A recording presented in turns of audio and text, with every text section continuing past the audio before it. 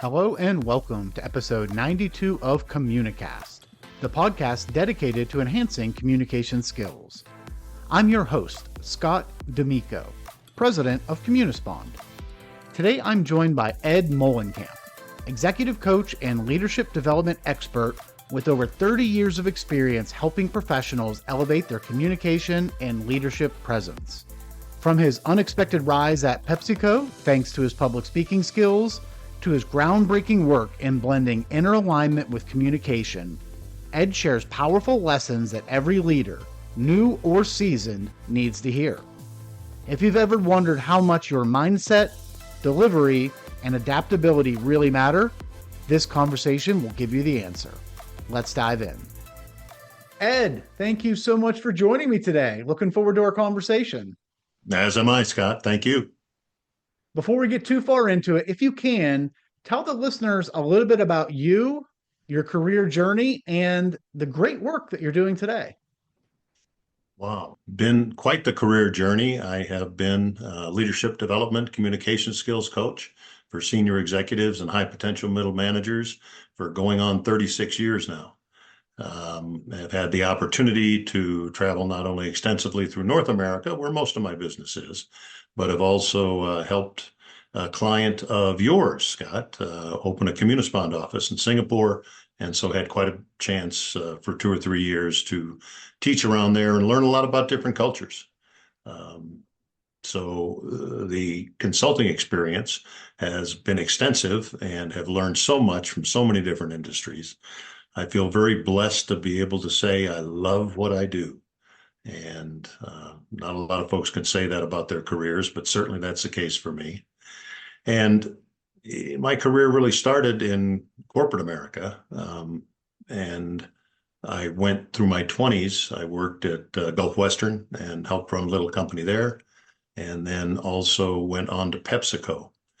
And I think one of the key things and the reason that we're talking about it is Communispond is kind of where I cut my teeth as a professional presenter, even though prior to that, I had done theater as a teenager, as well as into my early 20s, and then did stand-up comedy for a couple of years while I was finishing my undergraduate degree. And what I found, certainly looking back on it, is that my ability to do presentations in front of a group changed my life, Scott. It changed the whole direction of my career and everything that came after that. I found that when I went to the little Gulf Western company, I'd been hired in as an assistant comptroller, a numbers guy. And when they found out that not only could I speak in front of a group, I was good at it, primarily because of my theater and stand-up background, they started to promote me quickly. And by the time I was 23 years old, I was running a $6 million Gulf Western company called Sega Centers, had 200 plus employees, and it was a great learning experience for me. I went from there to work at PepsiCo, and the same thing happened. They hired me in as a director of operations, which was my official title at Sega Centers. And they said, you know what? You're so comfortable in front of a crowd. We're going to hire somebody else in as the director of operations. You fill the seat for a few months until we find somebody. Said, but then we got plans for you. And I skyrocketed through that organization. I ended up being in a staff position back at headquarters for Pepsi, which at the time was in Purchase, New York, before they moved to Connecticut.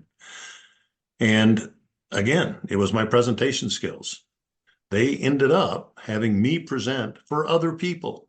It wasn't even my presentation, but they said, give it to Ed. He can present it convincingly, compellingly, and then we'll sit the actual person whose presentation it was in the room, because heaven forbid somebody asked me a question. I didn't know the depth of the detail behind the presentation, and so I'd let them answer the question.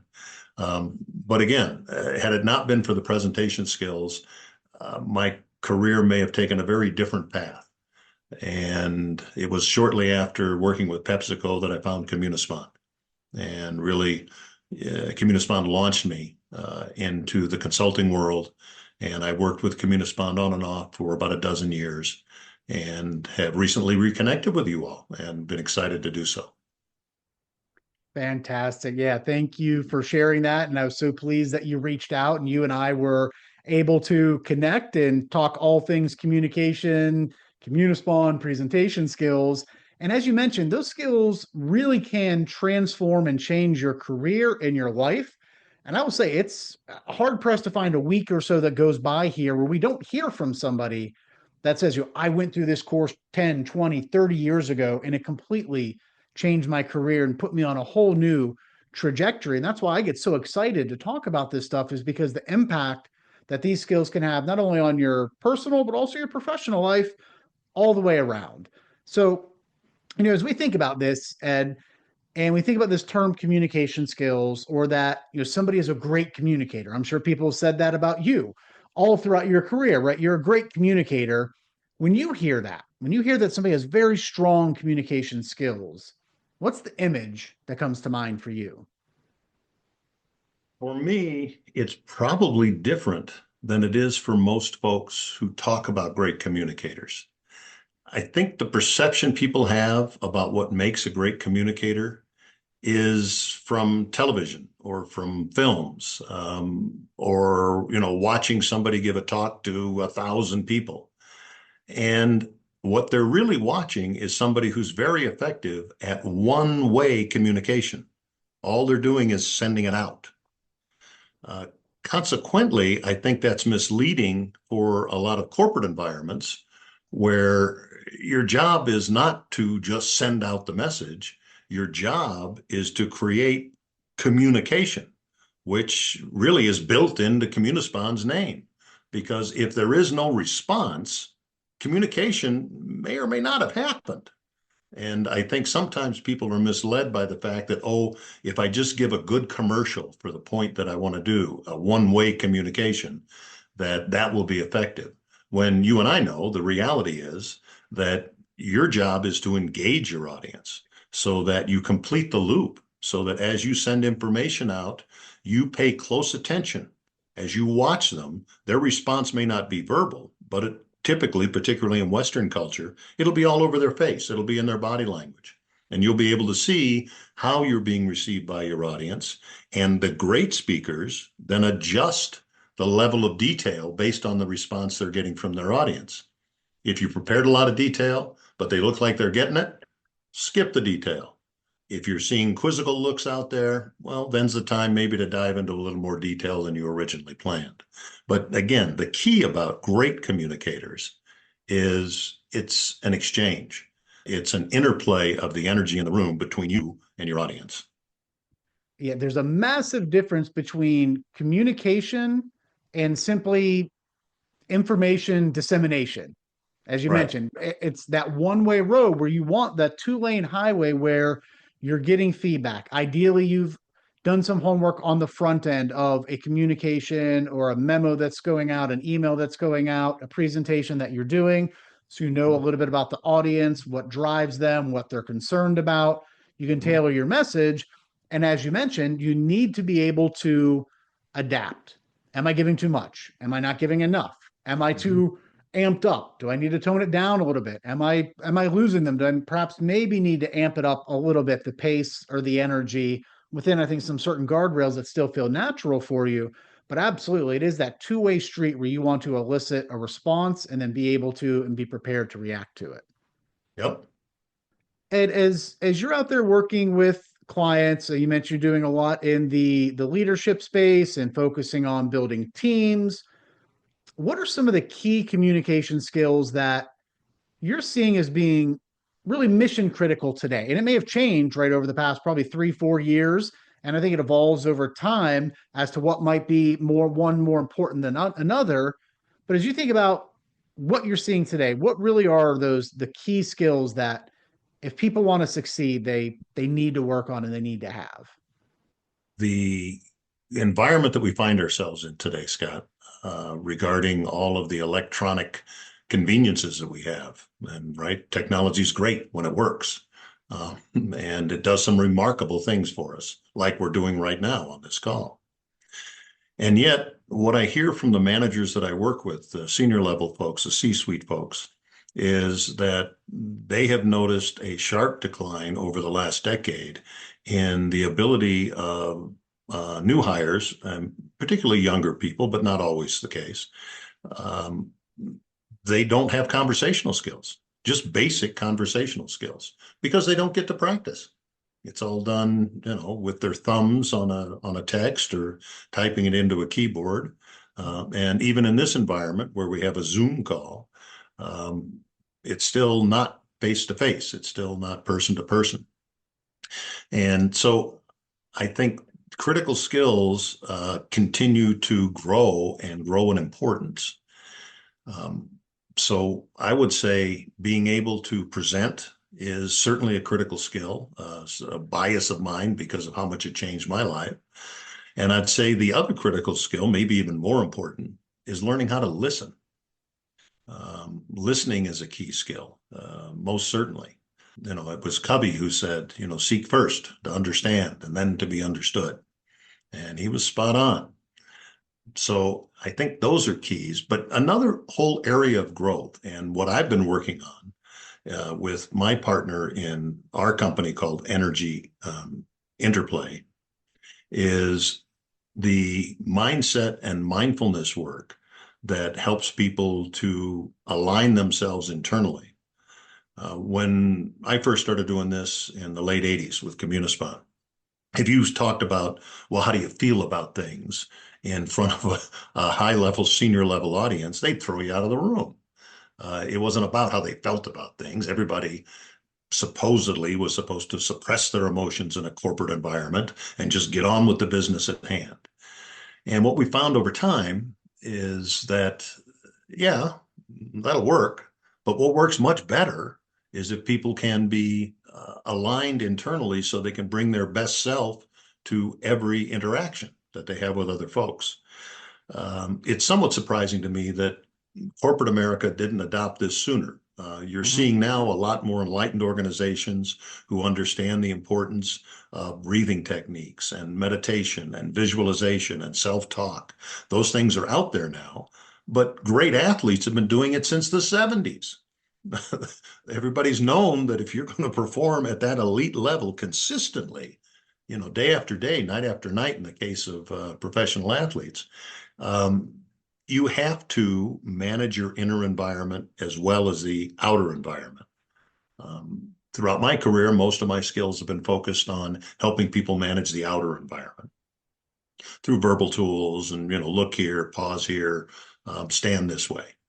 And my partner, Alice Brink, and I have now started, to my knowledge, to be the first ones who are very actively integrating the two, where what we're doing is teaching some of the inner work, a skill set, some more inner work, and a skill set. And again, like all of the great training that we do, and Communispond being my benchmark, everybody gets to practice and experience it. It's not just theory. We're not just talking about it. If you can't apply it, frankly, what good's it do you? It is, as you mentioned, unfortunate that organizations didn't pick up on the importance of that, the mindfulness, the inner work a lot earlier. And I would say even still today, there's probably a lot of negative connotations around that. Some people might think it's just too foofy or just whatever. It's too soft. It doesn't bring results. But when it comes to communication, and communication being the bedrock and foundation of everything that every organization does, in order for a company to move and do anything, it relies upon communication. And for people to be truly effective with their communications, there needs to be the connection between how they're feeling and how they're responding. And I would challenge anyone that's listening to this, if you've ever had a bad day, right? You are just, whether you showed up to work and were not feeling on, you were feeling off, you just had things going on and you were not connected, or you showed up to work and then it was just a calamity after another calamity, go back and review your communications. Go to your sent folder that day. Willing to bet there's a stark difference in how you were communicating with people that day versus prior days when you actually were, where you were locked in and you were aligned. I've done it before where I've realized I was just off today. I've looked at some of my communications and like, ooh, I might need to follow up with this person. So it's create that connection, because you need to have that balance. And one of the big things we always talk about is the importance of pausing when you're communicating, whether it's you're presenting. This comes in handy when you're writing, right? Mhm. If you are off track and you get a message, you sometimes your knee jerk response is a boom, fire back very quickly.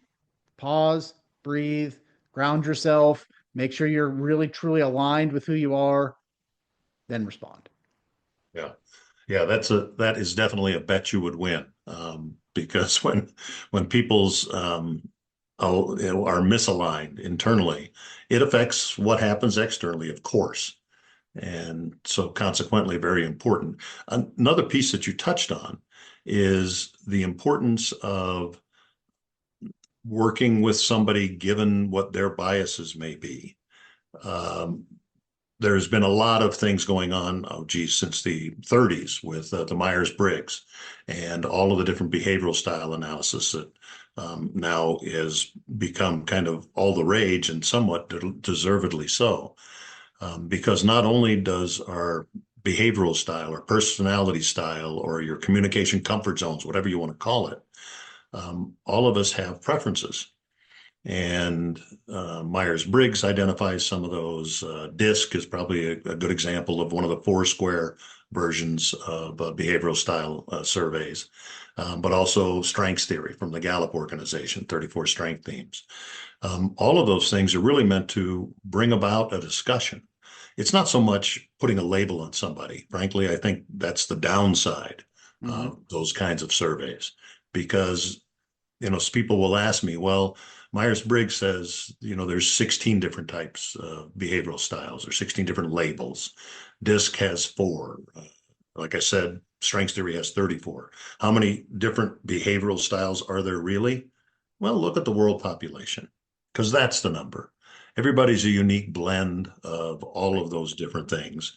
And it's those times that I have used that as an instructional tool in team building and in management skill classes. The key thing is to understand that the golden rule, which we all were raised with, where do unto others as you would like to be done unto, well, that's what you do for kids that are 6 years old. So you can tell little Tommy, well, you wouldn't like it if Sally pulled your hair, would you? And so they can relate to that. As we grow up, we realize the golden rule doesn't cover it anymore. People are different. And so, call it what you will, there's a higher rule. And that rule says, do unto others as they would like to be done unto. And not only does behavioral styles make a difference because of the opportunity I've had to travel around the world and teach in a lot of different cultures, not to mention the large corporations right here in North America. If you're a large corporation, you're probably a multinational corporation. You've got people from all over the world working for you, coming from different cultures and different cultural biases and uh, uh, kind of innate ground in behavior and tools that they would use. All of those things need to be taken into consideration as you're communicating with somebody. There are certain cultures where being very direct is considered rude. Mm-hmm. And there's other cultures where if you're not being very direct, they consider it inefficient. And knowing the difference can come in very handy. And that's where, when it comes to communication, this idea of awareness is so important to be able to pick up on small cues to help you make somewhat of educated guesses around how this person will likely want to be communicated with. Are they task driven? Are they people driven? Are they fast paced? Are they slow paced? This is going to be, if they're fast and they're task driven, they're a driver, their bottom line results. If I'm talking to them about this lofty vision in the big picture, I'm going to lose them. Versus somebody that is very people oriented.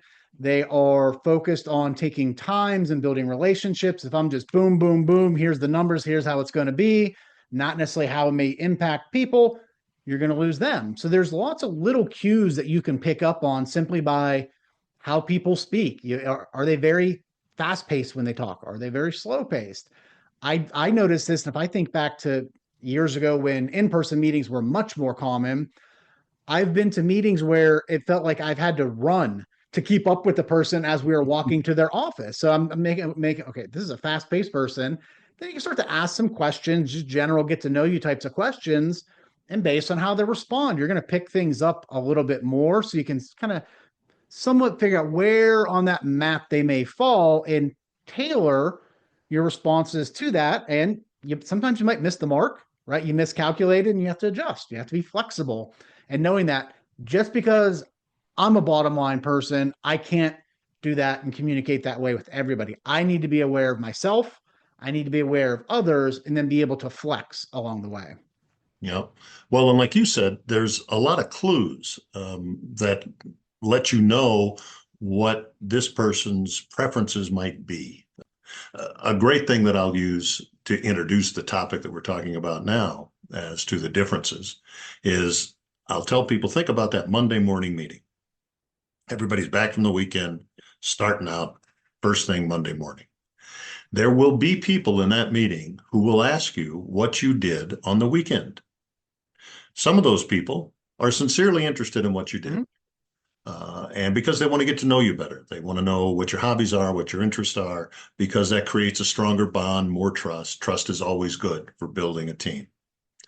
There will be some people who will ask you what you did on the weekend, not because they're interested in what you did, but because they did something really cool and they think you'll ask them.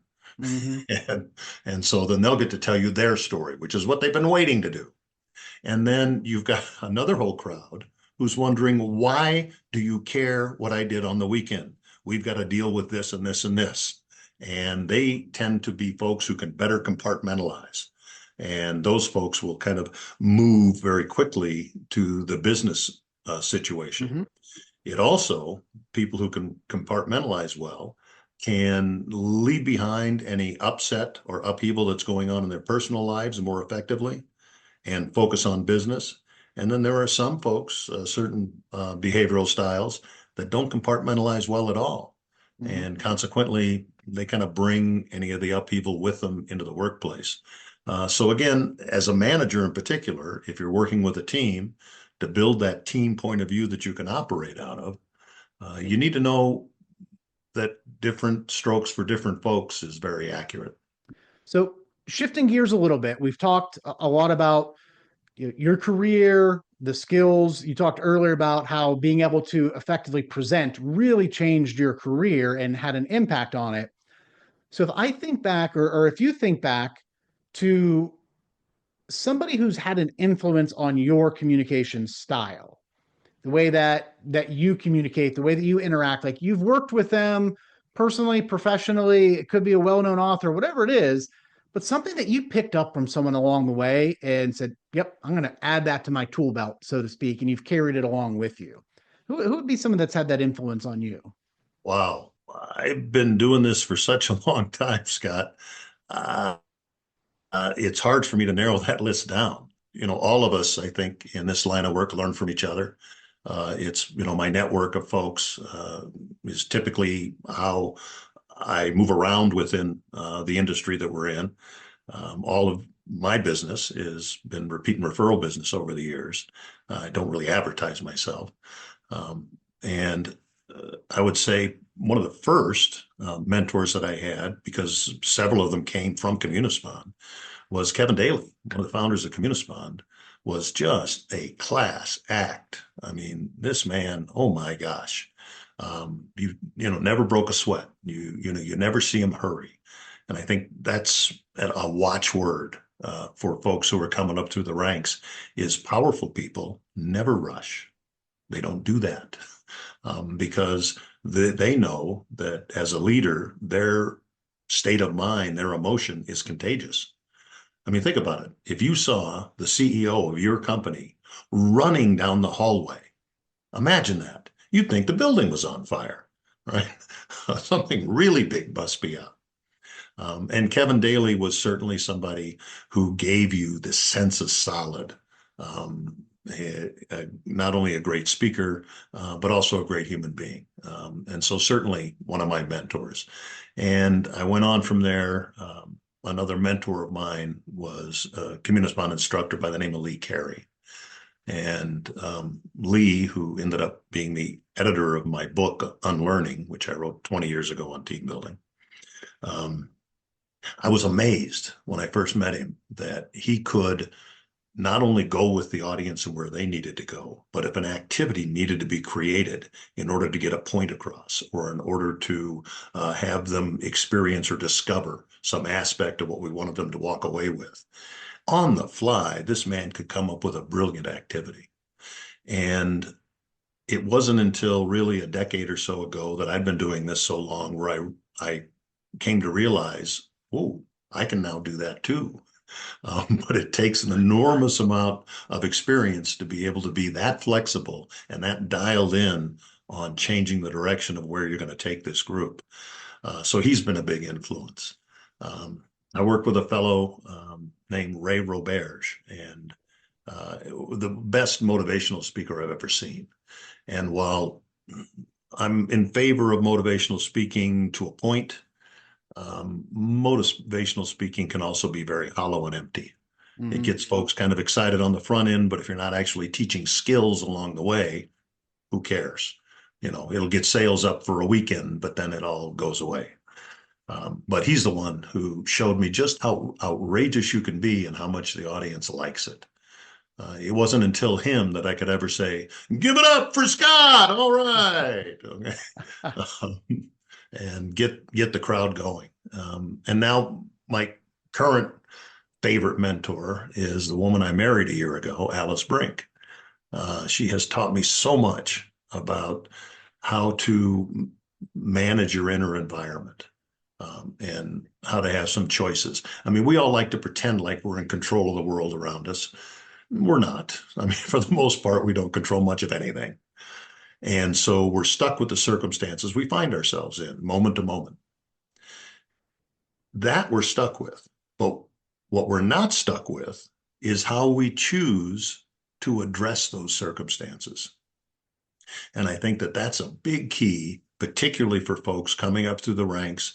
The days are gone of being able to, hide out in your office and not really do anything in a large corporation. Now it is, every single day. I mean, the emails, the meetings, so forth. It's hard to squeeze in work between all of that. Mm-hmm. And so it can be very frustrating, it can be very upsetting, very stressful. And so being able to manage that inner environment and choose how you're going to choose to react makes a big difference. And even in using that word, I mean, the idea is to move away from reacting and be responsive, be thoughtful mm-hmm. about it, as opposed to knee-jerk, as you'd mentioned earlier. Mm-hmm. Thank you for sharing those. That's fantastic to hear. And as you mentioned, with the line of work that we're in, we have the opportunity to be surrounded by and learn from so many amazing professionals almost on a daily basis. So it's great to hear some of those stories. And I had the opportunity to meet Kevin at Communispond's 50th anniversary party. So in 1969, founding the company, 50 years later, he gets up on stage and just delivers an absolutely flawless speech. It was fantastic to see the embodiment of all that we do in action and just know the literally hundreds of thousands of lives that we've impacted and that folks that do similar type of work have impacted their careers by being able to focus on teaching skills. Mm-hmm. Ed, as we're wrapping up here, what piece of closing advice would you have for folks listening to this around the importance of the skills that we've been talking about and the impact that it can have on them? I would say my advice comes from a book called Talent is Overrated. And it has to do with how do people move from being successful, good at what they do, to being wildly successful because they've become great at what they do. And it's really 5 steps. The first step is to make a decision. Do you want to become great? Because it takes work. And you're going to have to invest your time and your commitment into making it happen. Once you've made that decision, the next thing to do is to learn Learn everything you can learn. People who are in corporations who have the benefit of the opportunity that Communispond and other communication skills workshops afford them, take full advantage of it. Jump in, learn. And then learning in and of itself is very insufficient, because then you've got to move into application. It's good to know this stuff, but if you can't move the information 6 inches from your brain down to your lips, it doesn't do you any good. And so you need to be able to practice, which is the third step. And practice, what they found in the book, Talent is Overrated, deliberate solo practice is what separated the good from the great. And they looked at all kinds of different industries, right? From business industries to musicians to golfers. Tiger Woods was in the study. All of them share the same thing. They did deliberate solo practice more than their peers that they had outdistanced. And the third step then is to rehearse. Every great performer has a coach. And rehearsal is to do the practice in front of somebody who can give you meaningful feedback. And then, and only then, once you've rehearsed, do you perform. There are times I'll start off a sales skills class and I'll ask them, how many of you practice your sales skills? And everybody's hand will go up, oh, I practice all the time in front of my customers. That's not practice. That's performance. That's the big leagues.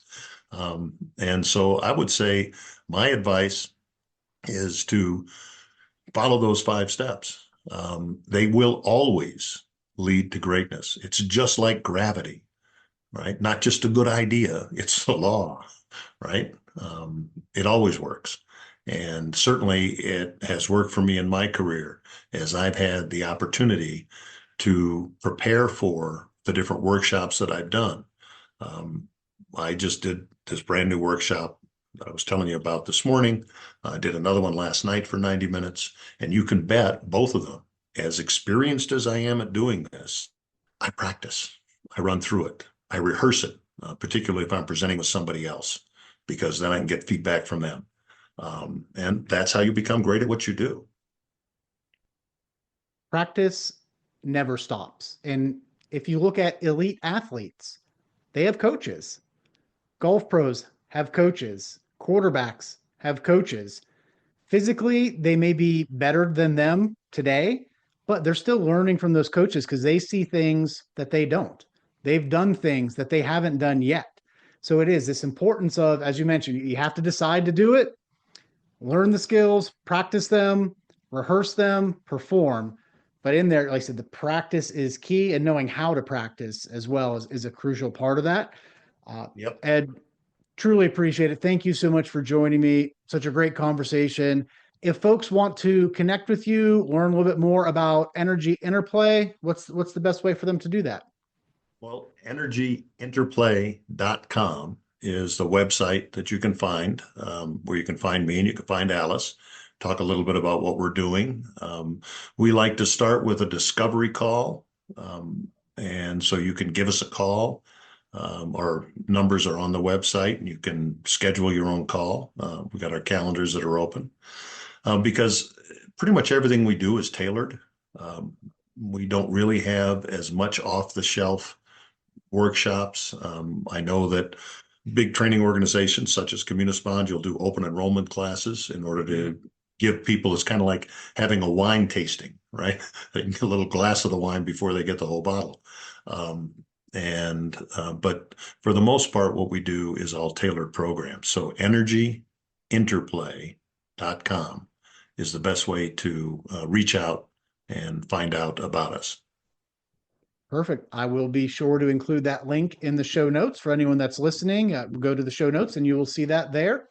Ed, thank you again. Really appreciate it. Thank you, Scott. Take care. Special thanks again to my guest, Ed Moehlenkamp. I hope Ed's story and insights gave you a fresh perspective on the true power of communication, not just as a professional skill, but as a catalyst for career transformation and personal growth. As we wrap up, remember that mastering communication is a continuous journey.